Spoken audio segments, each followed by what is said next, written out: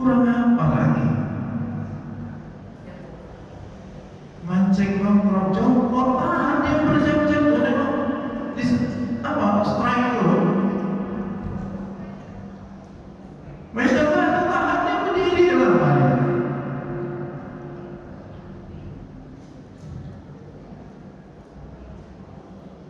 Pemirsa masalah tata diri sebaik-baik orang yang sombong dalam balasannya. Mohon maaf, saya tidak melarang orang mancing, boleh mancing itu boleh. Maksudnya yang tak boleh itu gara-gara kesibukan kita itu melalaikan perintah-perintah Allah itu tak boleh. Main dapat itu boleh, tapi pas panggilan ajan stop dulu dalam batunya dulu, nanti lanjut lagi ya, begitu maksud saya. Itu gambaran orang-orang kafir. Nanti akan sama-sama kita perhatikan yang dimaksud kafir itu yang bagaimana, ya. Ayat selanjutnya, wasiqal ladzina taqaw rabbahum ilal jannati zumara. Gerombolan orang yang kedua, kelompok yang kedua, secara berbondong-bondong mereka menuju ke surganya Allah Subhanahu wa taala. Mudah-mudahan kita ini termasuk, ya. Amin ya Allah. Kelompok kedua, golongan orang-orang yang bertakwa, secara berbondong-bondong mereka menuju ke depan pintu surga Allah Subhanahu wa taala. Hatta idza ja'uha wa futihat abwabuha wa qala lahum khazanatuha. Datang penjaga-penjaga surga itu. Kalau tadi otomatis ya Pak, ya, orang masuk neraka otomatis pintunya terbuka Pak. Kalau orang-orang yang bertakwa beda pula, dibukakan sama penjaga-penjaga surga itu. Kira-kira lebih istimewa mana ya? Masuk secara otomatis sama dibukakan pintunya. Yang tadi pintunya terbuka sendiri, yang ini dibukakan sama penjaga-penjaga surga itu. Kurang lebih begitu Pak. Oh, silakan. Nah, begitu. Mulia sekali disambut oleh penjaga-penjaga surga itu. Yang tadi tak ada yang menyambut, terbuka sendiri saja.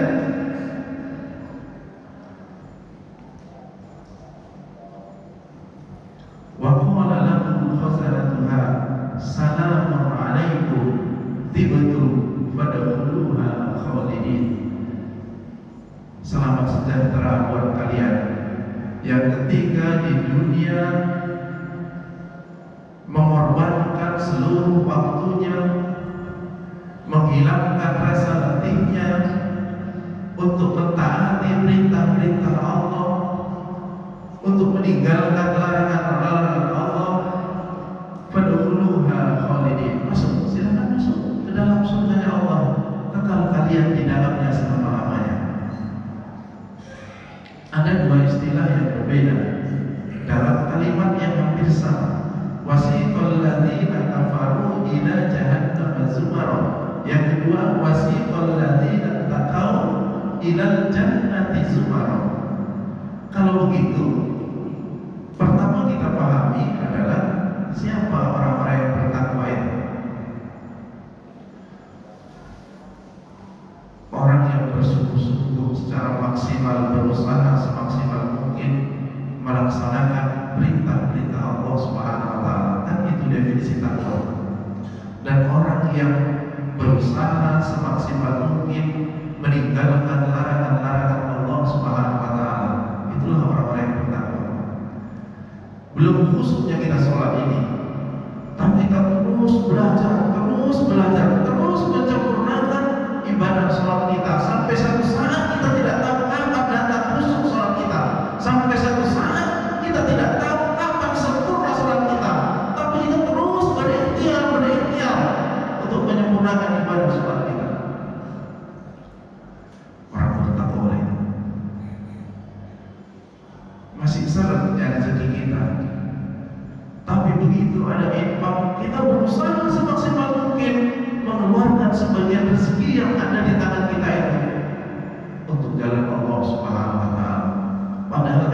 lagi salat, kita tidak peduli.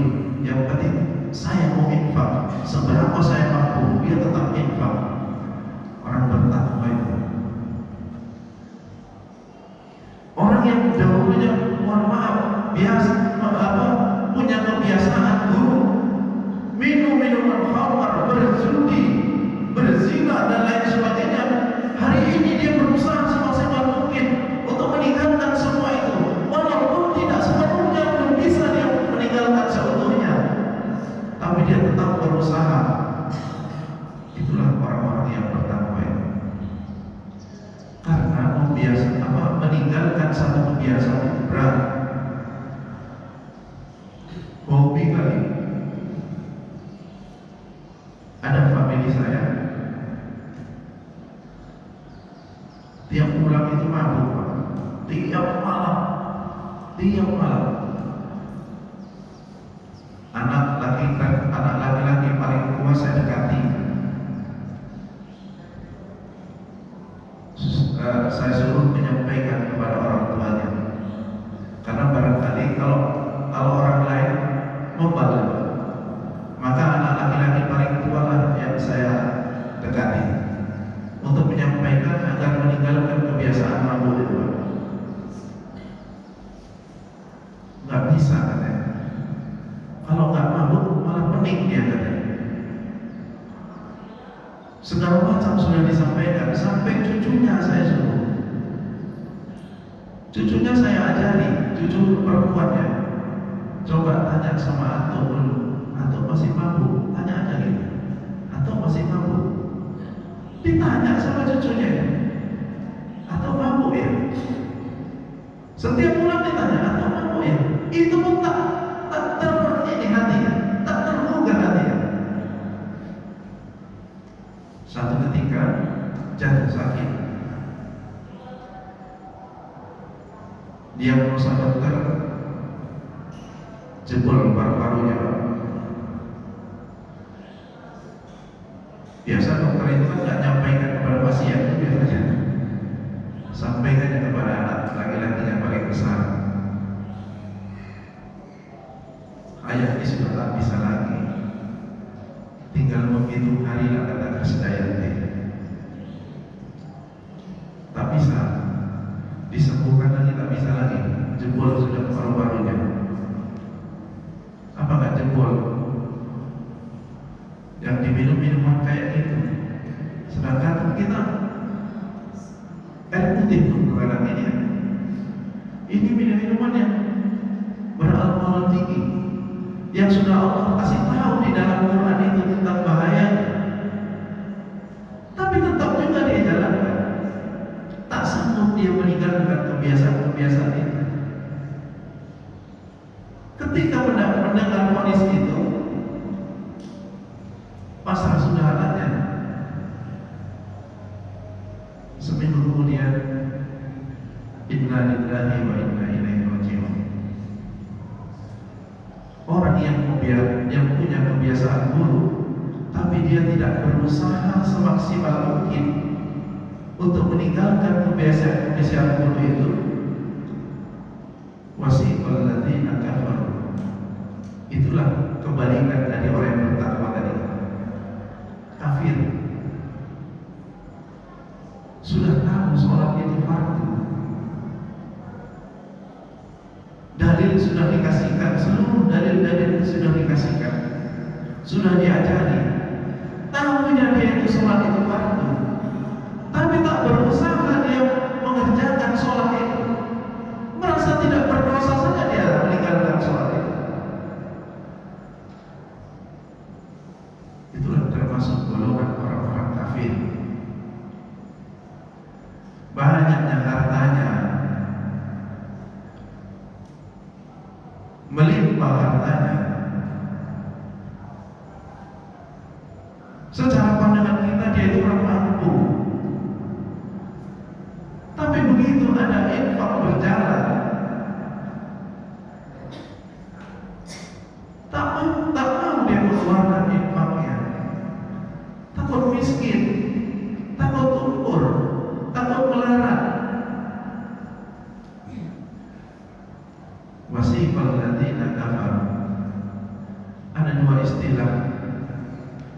yang berbeda, bertakwa dan kafir.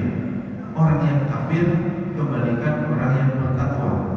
Orang bertakwa itu berusaha semaksimal mungkin mengerjakan seluruh perintah-perintah Allah, berusaha semaksimal mungkin meninggalkan larangan-larangan Allah. Berarti kalau yang kafir tak punya dia usaha untuk menjalankan perintah-perintah Allah. Semua perintah Allah diabaikan. Larangan-larangan Allah justru malah dia kerjakan. Itulah orang-orang kafir. Kita tergolong yang mana? Wallahu a'lam bishawab. Tapi saya yakin dari jamaah masjid Al-Huda apa tadi? Ar-Ridho. Semoga Allah menggolongkan kita kelompok orang-orang wasifal ladzina taqaw rabbahum ilal jannati zumara. Amin ya Allah. Maka harus punya ikhtiar kita dalam menjalankan perintah Allah. Ikhtiar itulah yang menentukan kita seberapa besar pahala kita. Maka dalam beberapa hadis disebutkan, orang yang nilai ikhtiarnya itu besar, pasti pahalanya besar.